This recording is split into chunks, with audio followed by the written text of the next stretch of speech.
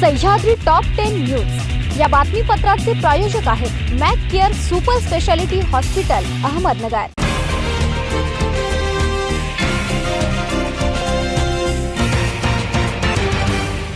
प्रेक्षको नमस्कार, मी दिशा न्यूज 24 सह्याद्रीमध्ये तुमचं स्वागत। पाहूया अहिल्यानगर जिल्ह्यातील महत्त्वपूर्ण बातम्यांचा आढावा सह्याद्री टॉप 10 मध्ये।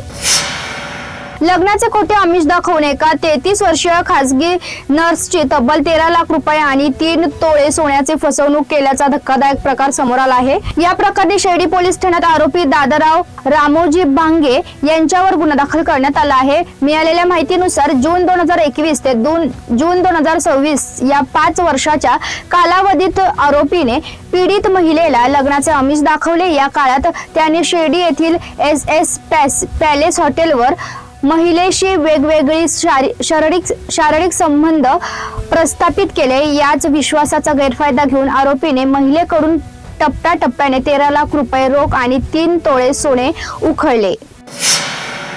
पावसामुळे विजेच्या खांबात वीज प्रवाह उतरल्याने शाळेतून घरी येत असलेल्या मुलाचा विजेच्या धक्क्याने मृत्यू झाल्याची घटना नेवासा तालुक्यातील सुरेगाव गंगा येथे घडली। याबाबत बाळासाहेब उत्तमराव गायकवाड यांनी नेवासा पोलीस ठाण्यात खबर दिली असून त्यात म्हटले की दिनांक 4 जुलै रोजी दुपारी 1:15 वाजेच्या सुमारास मी आमचे सुरेगाव गंगा शिवारातील शेतात काम करत असताना तेथे जवळच माझा पुतण्या श्रवण प्रवीण गायकवाड हा शाळेतून गाडीतून उतरून पायी चालत घरी येत असताना पावसामुळे विजेच्या खांबामध्ये करंट उतरून शॉक लागून बेशुद्ध झाला। पारनेर शहरातील वैद्यवस्ती परिसरात LCB शनिवारी केलेल्या कारवाईत 2,58,000 रुपयांचा प्रतिबंधित मावा, सुगंधित तंबाखू, सुपारी आणि मावा तयार करण्याचे साहित्य जप्त करण्यात आले। या प्रकरणी 2 जणांविरुद्ध पारनेर पोलीस ठाण्यात गुन्हा दाखल करण्यात आला आहे।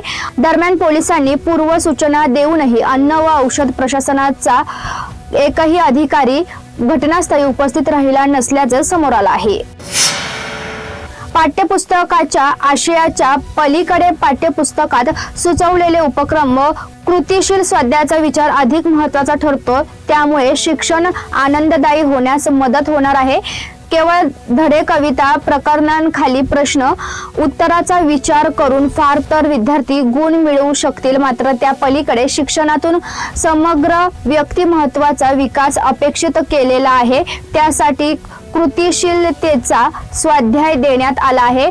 सातत्यपूर्ण सर्वकष मूल्यमापनाच्या साधन तंत्रनिहाय स्वाध्याय सुचवले आहेत। पाठ्यपुस्तकावर सातत्याने घेतले जाणारे आक्षेप जरी खरे मानले तरी चौकटी बाहेर जाऊन शिक्षणाची पाऊलवाट या पुस्तकांनी दर्शित केले आहे। राहता बाजार समितीत शनिवारी डाळिंबला सर्वाधिक 210 रुपये किलोला भाव मिळाला।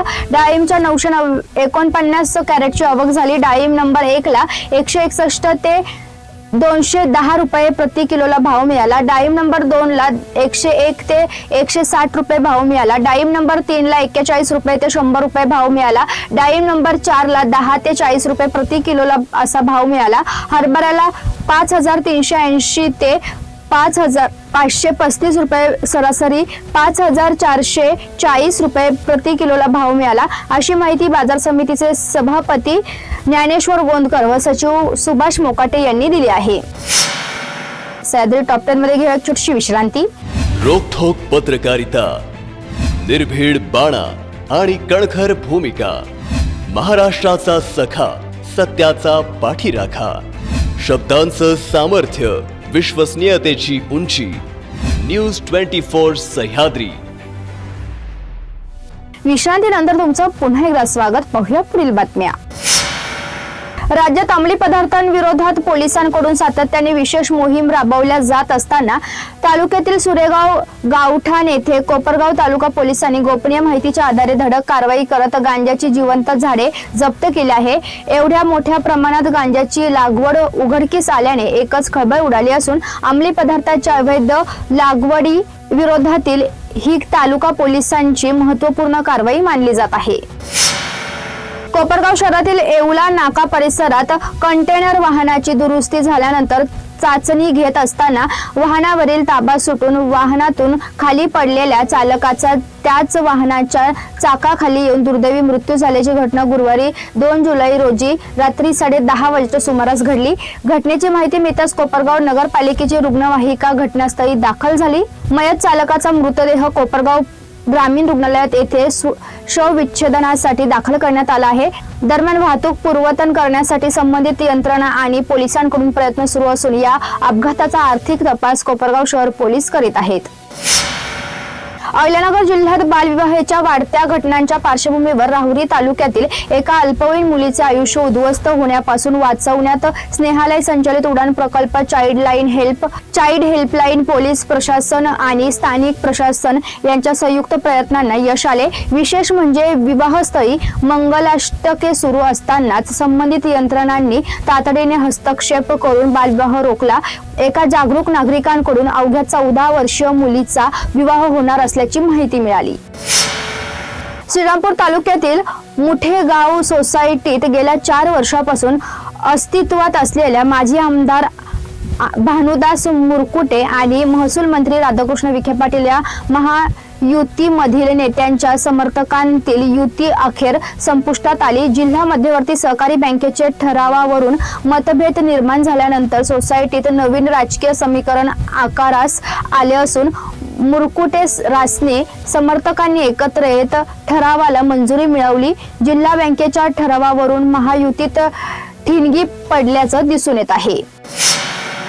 उपनगराध्यक्ष जितेंद्र रणशूर यांचा घात त्यांच्याच नेत्यांनी केला आहे. त्यांच्या नेत्याला माहिती होती त्यांच्या कागदपत्रांमध्ये पूर्तता नाहीये, तरी देखील त्यांना पालिका निवडणुकीत उभे केले. त्यांच्यामुळे त्यांचा घात दुसरा तिसरा कोणी केला नसून त्यांच्याच नेत्यांनी केला असल्याचा घणाघात काळे गटाचे विजय त्रिभुवन यांनी शुक्रवारी सायंकाळी आयोजित पत्रकार परिषदेत केला आहे. गुरुवारी भारतीय जनता पार्टी कोल्हे गटाचे उपनगराध्यक्ष यांनी आयोजित केलेल्या पत्रकार परिषदेत आमदार आशुतोष काळे यांच्यावर केलेल्या आरोपाचा काळे गटाने चांगला समाचार घेतला. दरम्यान यावेळी विजय त्रिभुवन म्हणाले की ते जितेंद्र रणशूर म्हणजेच पूर्ण समाज नाही, आता त्यांना समाज आठवायला लागलाय. तसेच जितेंद्र रणशूर यांचे म्हणजे जखम मांडीला आणि मलम शेंडीला अशी अवस्था झाली आहे. जात पातळीने हा त्यांचा व्यक्तिगत विषय आहे, यात समाजाचा काही संबंध नाहीये देखील त्यांनी लक्षात ठेवावे. त्यांच्या नेत्यांनी 35-40 वर्ष सत्ता भोगली. त्यांच्या नेत्याने समाजाला काय दिले? त्या उलट दिवंगत माजी खासदार लोकनेते शंकररावजी काळे यांनी महाराष्ट्रात सर्वात प्रथम कोळपेवाडी विश्वरत्न डॉक्टर बाबासाहेब आंबेडकर यांचे पहिले स्मारक काळे साहेबांनी बांधले आहे. यांचे भान ठेवा. या पत्रकार परिषदेला रवींद्र धीवर, राजेंद्र उशिरे, दिनकर खरे, रवी शिंदे, मनोज शिंदे, संजय दुशिंग, सुनील मोकळ, दिनेश कांबळे, नंदू कोपरे यांसह समाज बांधव उपस्थित होते. निळा गमजा घालून समाजावर फार मोठा अन्याय झाला असे ते टाहू फोडत होते. आता समाजावर अन्याय कसा झाला याचं आत्मपरीक्षण ज्यांनी काल पत्रकार परिषद घेतली त्यांनी करायला पाहिजे. त्यांनी सांगितलं की आमदार आशुतोष दादा काळे हे दलित समाजाला नेहमी खच्ची करण्याचं काम करतात. हे कोणत्या अनुषंगाने बोलले हे काही मला समजलं नाही आणि समाजाला सुद्धा समजलं नाही. कारण जर आमदार आशुतोष दादा काळे यांनी जर समाजाची खच्ची केली असती तर या काळे परिवाराने तुम्हाला नगराध्यक्ष पदाची उमेदवारी दिली नसती आणि तुमची चिठ्ठी सुद्धा टाकलेली असताना तुमचं दुर्भाग्य का तुमची चिठ्ठी निघली नाही. या काळे परिवारानेच तुम्हाला मोठं केलेलं आहे. जे नगरपालिकेचं तिकीट तुम्हाला कोणी देत नव्हतं, कोपरगाव तालुक्याचे धान्या वाघ म्हणून संबोधले जाणारे लोकनेते अशोक दादा काळे यांनी तुम्हाला नगरपालिकेची उमेदवारी दिली आणि तुम्हाला निवडून सुद्धा आणलं, परंतु तुम्हाला त्याची जाणीव राहिली नाही. सह्याद्री टॉप 10 मध्ये आपण इथेच थांबतोय. मात्र तुम्ही पाहत राहा न्यूज 24 सह्याद्री.